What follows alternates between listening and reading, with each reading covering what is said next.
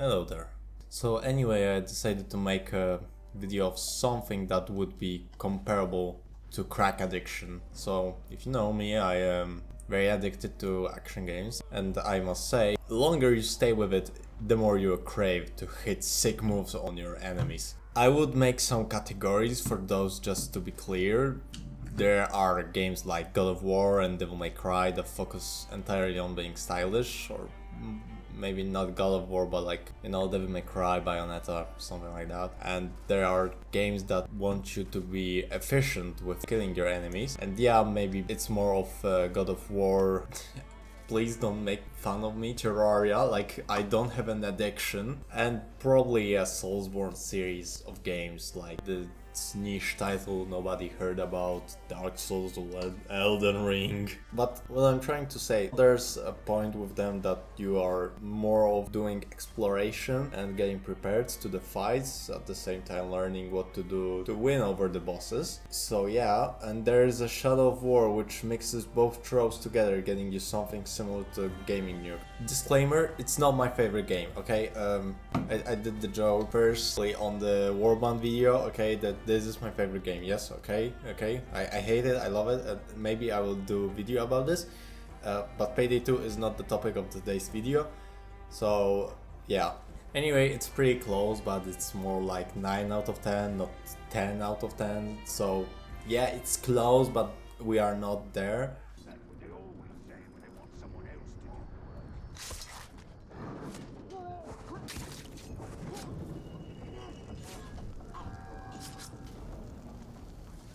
Shadow of War is basically a mix of stylish gameplay that forces us to use all our arsenal, and RPG mechanics like getting to know weaknesses of enemy and using any help possible to overcome challenges.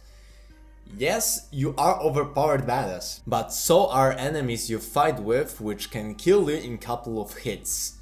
Like, yeah, you can be two-shot, or even one-shot. But let's slow down, because as I write this I am in the wrong part of video to talk about those things. Fucking ADHD, kurwa. So once upon a time there was a game called Middle-earth Shadow of Mordor, which was good. So good, in fact the monolith decided, damn, this is so good, we'll do it better. And Shadow of War has been created, proving a formula of his older brother. Everything good in previous game is better, and most problems are not present because of new solution. All hail to Double Jump! As of plot, we are Talion, a Blackgate Ranger turned revenge raid, fused with Celebrimbor spirit. Our main goal is to make Middle-earth ours and kill the Dark Lord. In gameplay terms, we infiltrate every fortress, possessing captains to be on our side and conquering new territories with our self-made orc army. I must say, Nemesis system is so fucking good. Like it gives every orc trait and possibility to have unique interactions with player. Like they can betray you, make ambushes, save you, make fun of you like a noob you are, or don't give you a chance and just kill you without a fucking chance to get it back up. Well, fuck yeah, my progress is being ruined right now. There's a lot of it and I love it. Basically, if you want to kill a captain, you must get knowledge of what their weaknesses are and then exploit them to get easy kill on them, or you don't need to, just like pray something will actually work on them. So yeah, there's two schools of approaching things. But what if enemy is immune to stealth, like, or long distance fights? It's not optional. Well, then you must use environments like explosive barrels or flies. But if we don't have this, then we are forced to fight with the horde.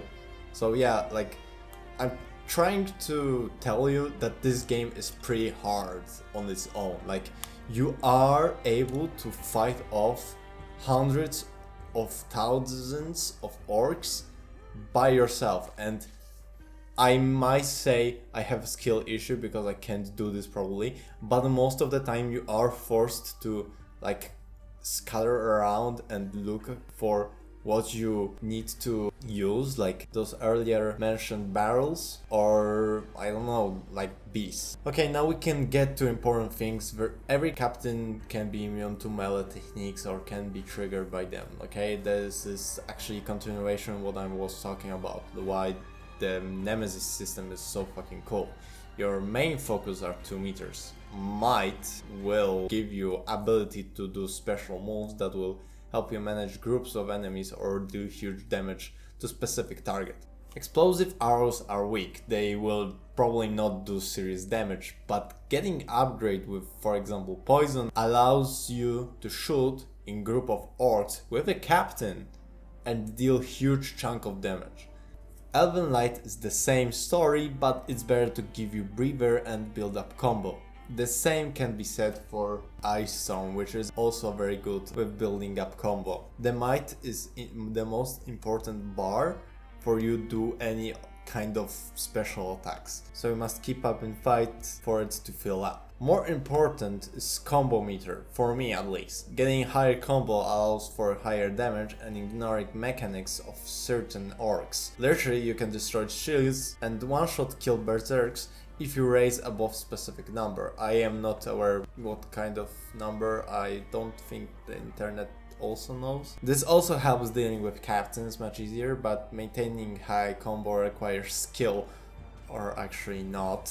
If you miss attack with sword or get damaged, you need to start from beginning, giving a clear understanding that if you want to achieve good damage, you must be aware of what you do and choose your attacks carefully. And I mean carefully.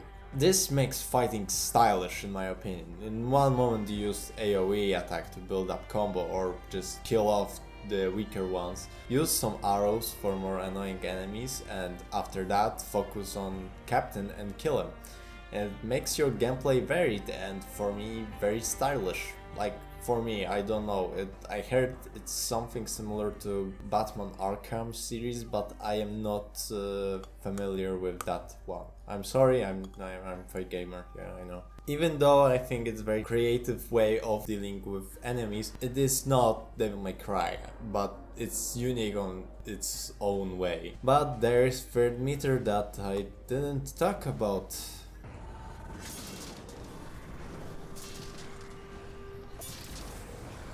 Okay, this one is actually so good and I love it and hate it. I have a couple problems with that, and you know, let me get it straight. If you get this whole meter, you enter state of slow motion and invulnerability.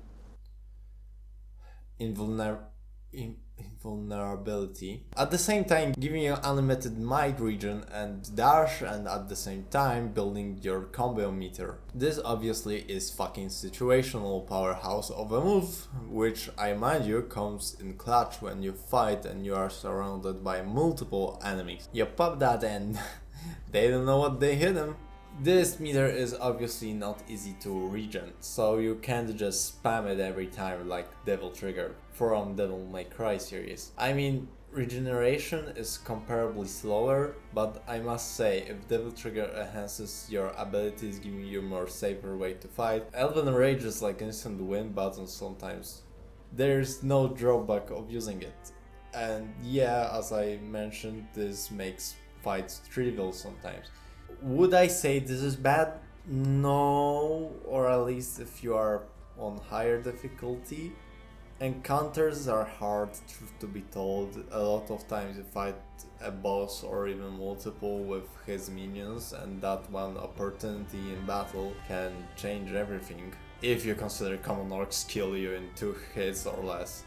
So yes, even though it's get out of sticky situation free card, it would be hard for me consider that it isn't sometimes needed in those hard situations where you are alone against free captains. Just please don't make Wrath meter farm build, it's kinda broken from what I saw, but okay, well, I'm talking a lot about captains. Well, we are done talking about fighting. Let's explain why it is important. Shadow of War allows you to capture captains as explained earlier, To do this, you must deal enough damage to enemy until his pointer turns green. You can also exploit their fear, which gives immediately the same result. After this, you need to dominate our foe and basically bully them into submission. Also, there's an option to bully them in front of everyone. Anyway, after doing this, you can task them to help you fighting for fortresses, and it's essential to have couple orcs on your side. The easiest but the most time-consuming way is to kill all generals and in their spot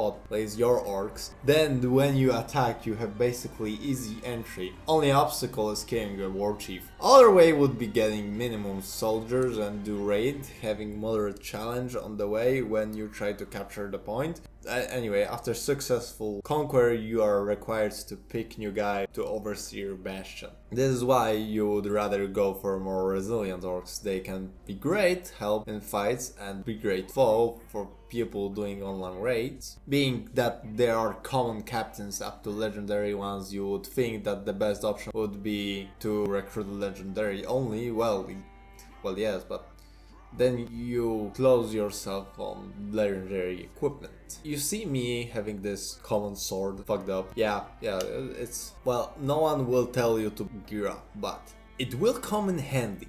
And it looks cool. And if you want to achieve this, you are forced to kill legendary captains. Fortunately, they spawn endlessly, but not everyone will be a legendary. There is also a different way to get equipment, and that is doing online activities. It is not for everyone, and it's not solely for me. This might be a better thing to do if you want to boost your orcs, unless you want to spend money on individual upgrades for them. There's also forcing your orcs fight in pit with random orcs and hope that loot dropped by them will be satisfying our needs. But goddamn, is it worth sword that has a percentage of causing poison and on top of that additional damage to orcs? Legendary weapons are great and it's a pity not to gather them. The only problem I have is that their true potential is in post game, where you have 60th level and can upgrade them without worry. But still, they are really good on their own. I like that to get good weapons you must sacrifice potential allies, but it is interesting take for resource management in my opinion. It's certainly a cool side project to collect every piece of gear available in this game. Okay, Nemesis system is really good. I won't stress about the individual statistics like weaknesses and what can piss them off. I will just focus on the how they can sometimes just come back to life and haunt me for my entire playthrough. It's fucking cool. And they can have various scars depending on how they died. Like, so much care was given to the system and I am glad it exists. But I just hated this patented and it can't be used anywhere else unless it's another game from Middle F series or the publisher. There are a lot of combinations of various scars that indicate how our nemesis died. Sometimes you can even make a Michael Jackson.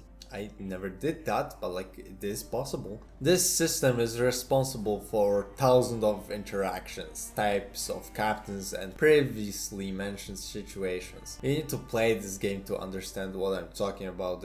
It is fascinating system. There was this time that normal grunt killed me during minor fights and he became a bard. Then he was killed and came back to life with his face, his scars, which I think was actually extra for this coolness sometimes, you know. I also am proud owner of legendary Bruce. Yes, he exists. I wanted to kill him first, but like, he killed me and he became a fourth leader and well, now he's mine. There was also the time that there was this guy Grisha the Amputator, and when I was cutting lips of a captain, he just came to congratulate me on good job and tried to fight me, but like, you are pretty aware what happened next, okay? Okay, this is ending of a video. I still try to get writing those video reviews in shape, but I think I still need more practice. As for the conclusion for this video, I really love Shadow of War. Like, do I recommend this game? Obviously yes.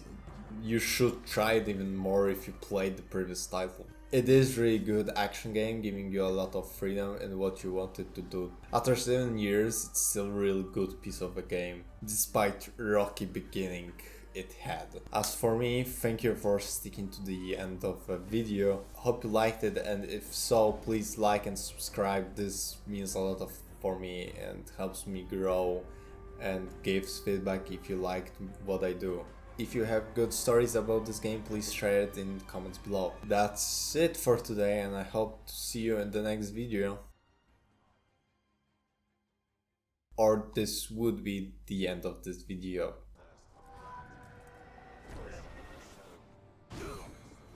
Yes, I would actually end it here, but there was still a lot for me to do. This review isn't half baked, it's not even mixed properly or even have flour added to it. I don't know if this makes sense, but I am not happy with the first part, what I did, okay? The part you watched was something I wrote while playing the game. Okay, I didn't finish it, what I'm trying to imply, because I wasn't aware of thing that happens after the first ending. So yeah, it's called epilogue, idiot. Something that I didn't know how to wrap nicely and conclude decently. I am still thinking that this game is unique and great action game, but there's so much to it. As for the beginning, and I want to love this game, but there are some aspects that make it difficult. I am a big fan of Lord of the Rings. Not the biggest, I am yet to be familiar with whole universe, but I am faithful enjoyer of Peter Jackson movies, and yes, even Hobbit, though it is a bit spit for a source material. If you want somewhat good adaptation, play Hobbit video game, but as for me, I get tilted when something is irrationally changed, and this is one of the struggles of this game. The plot is mixed bag, in the sense that I enjoy it, but there are a lot of things making little to no logical conjunction. I really like Bruce's story. Yeah, this is actually the best thing about the plot, how it learns mechanics of the game and has funny moments along the way. How even Carnon's story was enjoyable, where storyline goes around necromantic orcs that want to overthrow Sauron, becoming a new foe of Middle-earth. But this is but a small fraction of the whole game, which drags a player through mandatory Act 1, which is annoying especially when you come from playing previous title. And I mean Act 1 is mandatory because you are locked out of the main bread and butter of the game. Act 2 is branded with a mark of having annoying Gondor missions, and as Minas Tirith, my interest in it falls quickly. And there are Nazgul hunts, which I don't understand why they are present in this game, and also why it somewhat retcons a lot of things stated in books. I am very aware it's not canon, but like you had very good starting point in the first game and you fucking deleted it, the fucking progress that was done on the first game. How is it that King Isildur is here as a ring wraith? It bugs me a little, maybe more than a little, but really, is it necessary when you're going to just kill him off and make Talion take his place? Because yes, our main protagonist takes power of a king's ring after being betrayed. What a story, right? The most funny thing is that after a fight with Sauron, Celebrimbor is said to be feud with Dark Lord and fight with him over control. That doesn't make any sense at all now. I must say, thankfully, most of the plot is ending here, and yes, there are DLCs, but I will not talk about them. Maybe another time. I am somewhat in awe that they at least tried, but alas, it wasn't something groundbreaking. But this is not a major thing, but it means that playing whole plot is needed to basically unlock all game or change the game. Yes, the open sandbox begins right after you complete story or stop right before attack on Barad-dûr, but then you don't get high level orcs and can't defend sieges, so you are pretty much locked out of full content because of a plot. But I must say, Wraith Talion is just better. It is my personal preference, but I think being finally his own man than rather be a fusion between Celebrimbor and himself is really interesting. But they still call him sometimes Bright Lords. Like, I let it slide, but like, can't fucking do it. Sandbox experience of this game is incredible for me. Not in aspect in what I can do, but where also I can do it. Snowy Saragast, Green Narn, Fiery Gargot. These are beautiful places, making Mordor more interesting we ever could look upon. Traversing those places is seriously mesmerizing, but there are technical problems, collisions not working properly, climbing buildings being sometimes problematic. I wanted to say that I know it's no Assassin's Creed, but maybe it would be disgraceful to say. Nevertheless, it does the job, but it is hard to achieve damage from dagger. But there's one thing I didn't talk about in fighting segment, and it wasn't really purposely missed, but it was just oversight. Kill Link from jumping off from beasts back guarantees attack with a dagger, and attack it with the dagger is basically a stealth kill. I found it very interesting that you actually can do a second stealth attack one after the other with this strat, and it gives me a reason to use animals in battle more, to think around making them valuable, because later it is needed, okay? After epilogue every encounter is harder, and if it's in a camp there is high chance you get swarmed. I know I said that having to fight groups is fun, but it comes with attention to what happens around us. I told you that it is hard game when you need to focus on a couple orcs at once. So fighting has layers of strategy right now, and I am glad it has. I would be in fear that there someday would be ultimate tactic in the game for every encounter, but previously mentioned captains with specific immunities are not gonna make it happen, and sometimes are those that are berserks. This should be told with more detail actually. Every orc is having its own class, which can be warrior, defender, berserker, hunter or crossbowman. I will call them sniper from now on because it's more suiting for them. This is super important in regards of what you want to do in battle, but there's usually techniques that work. Warriors can be attacked pretty easily, but they are able to force you to block stuff. So you want to stun them first or make more room for yourself. Shielded guys are very hard to be attacked from front, so you want to get behind them. Berserk is tricky, you can go behind them, but also baiting their attack is good. Hunters and snipers are doing major damage the further you are, so keep up them busy or on the ground. This is something I wanted to expand on but didn't in my first part. I'm very sorry. I know that I should talk about it, but like I didn't, and I'm very sorry it's brought here. The last thing. There is this gauge I talked about. The first part was written before I unlocked Wraith Talion. I am sorry, I should do more research before that. But until that I was unaware that you can upgrade how much it refills from killing orcs. And I was firstly skeptical about this. It is good implementation after all? Is it really needed if we already have good base for fighting? Well yes, enemies are sometimes hard. I mean sometimes, but most of the time. To the point this will help you rather than be quick means for victory. There are many situations you want to have honorable 1v1 with captain. There will be more than one, I assure you. And that with additional of getting body with special attacks, this is still the best way to fight. This is still resource that is making you pay far more attention on crowd control. Addition of that is that after finishing this power state is that you resurrect orc which are having buffed weapons, which I think is very neat. Oh yeah, you can resurrect now. It gives you help with a usual cannon fodder. So yeah, this is some of the things I should talked about in previous sections, but I didn't. I am very sorry. And this will conclude this video for real this time. I need to end it quicker because of another projects I work on, but still I hope you had a good time watching this video. As previously said, like and subscribe my channel, it really helps me grow, and it is best way for you to tell me if you like the video or not, and what should I change. Have a nice day and see you next time. Thank you for sticking to the end.